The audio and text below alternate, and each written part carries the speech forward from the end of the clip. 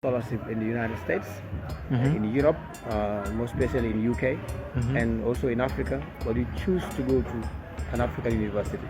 We would want to know why, the reason why you make that choice. Because most people like me and others would have chosen America or Europe. So what made you choose Africa?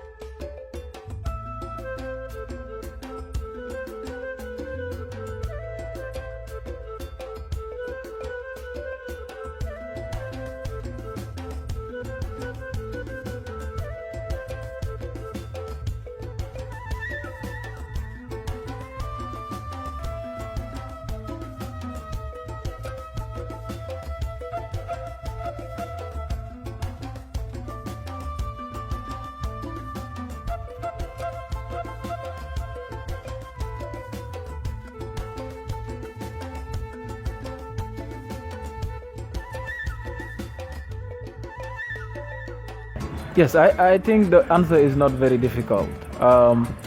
In fact, it wasn't from me because the individual who proposed me with the scholarship were the individuals that wrote that on their press release that they gave me options and basically I rejected those offers with a very simple fact. Africa for far too long have been relying on Western world for everything and these things have not been working. When we see some parts of Africa doing extremely well, we need to celebrate them. When we see ideas working in parts of Africa, we need to go and see what is happening. Basically, a master's degree is about research, it's about finding, it's about seeing things that work. And then you look at how you can create an own version for your own society and your community. I believe that Rwanda has success stories. They have a transformation, they have a good economy. Things have been set. And therefore, the Gambia needs a similar thing in order to register the development that we desire. I think Canada is too far to copy from when we have countries within the African societies with similar realities and etc. that the Gambia has a lot to learn from.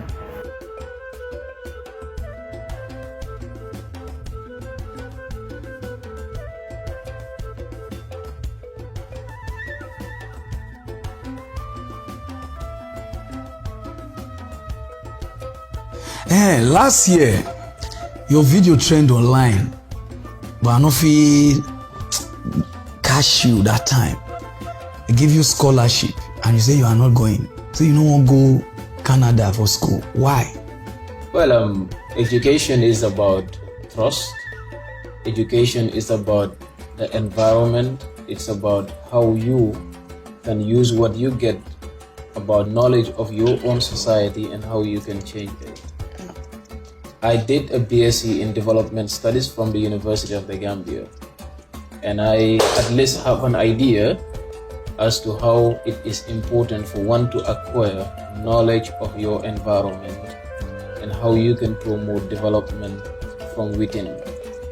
So I knew that I have a country that I use as a reference point, which is Rwanda, and I wanted to learn about the Rwandan development model. Just to remind you, Rwanda is one of those countries that was at zero in 1994. 1994, yeah. 1994 because of a genocide. And now they are one of the fastest growing countries in the world. Rwanda is from West Africa that's in the East. East Africa. That's in East Africa. And looking at countries like that, there are things that other African countries need to learn from them. So academic challenges an individual to learn from societies like this and how you can bring in solution to your own environment. And that is why I opt to go and do my master's degree in Rwanda. Wow, so you not like Canada? No. So why you not like them? Not for my education, as I'm just telling you. It's high time that Africans start to strengthen institutions in Africa and believe in that development cannot be imported. I can tell you this, top intellectuals in Africa have studied in the highest universities in the world, but what have they brought forth? So because of that one. So sometimes if you're studying, you need an environment. If I walk down the streets in Africa, I see problems, I see solution to those problems. Yeah.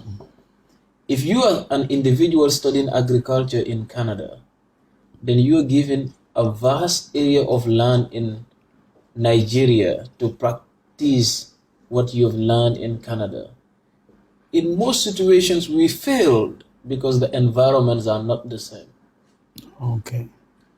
So that is very key in our trajectory, and it's high time for Africans to believe that there are good places in Africa, there are good institutions in Africa, and there is the need for Africa to value what it has. Wow. Okay, so your papa get money.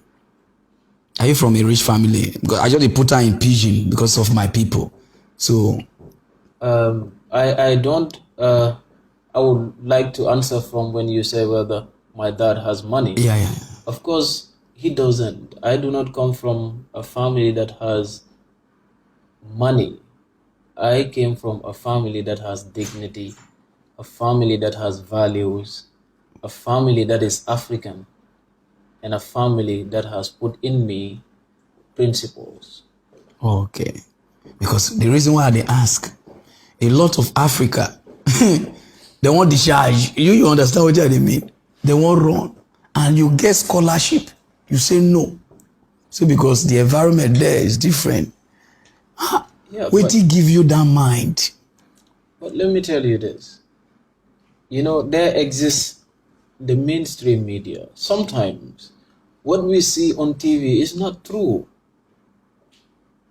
Today you see a brother in America, you see a brother in Europe, a brother anywhere.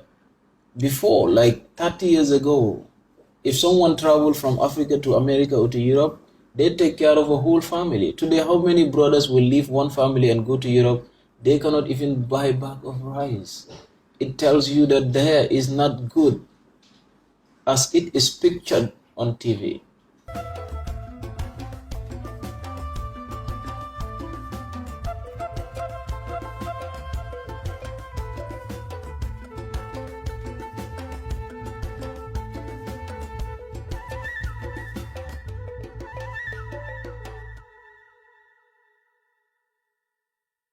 And that is the most unique thing that we have as Gambians.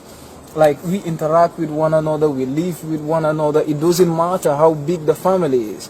We share everything, no matter how little it is. And people are content with that.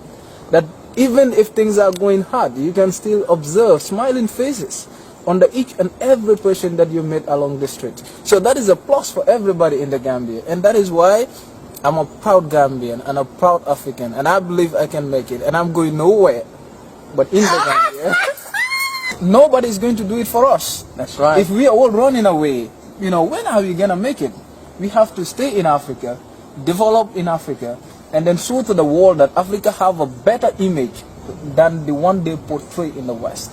I think this is what we all need to do as Africans, and then we promote that as Pan-Africans and also as Gambians. Excellent. I couldn't have said it better myself, actually. I propose that you come and do some shows with me. This brother's got it going on. Yeah. But seriously, I think that the misrepresentation of Africa has, it permeated my brain, and I knew because I was coming from a Pan-African background, but still, the images are forced upon us. So I think you young Gambians have a responsibility to show the other side of Gambia, the Gambia that, we diasporians and many people in the West don't see. They just don't see it. Exactly. I think that is the work of the academics. That is the work that we need to do as young scholars. For far too long, people have been portraying Africa negatively to the outside world. And we know that that was done by individuals whose sole aim was to dominate Africa, to exploit Africa's resources, and then to continue to colonize us politically. Now, our role as academics, as young scholars, is how do we make sure that this picture is changed from the literature itself, going back to rewrite the books, to rewrite the history of Africa, and then to show to the world that we have a better image that the world is actually seeing as of today. And then you also come to realize that we need to invest in Africa, because foreign investment always leads to capital flies and etc. Because people who come in and invest, at the end they can take all the resources, and then you come to realize that it becomes another challenge for us. But when Africans invest, the money stays in Africa, which is a plus.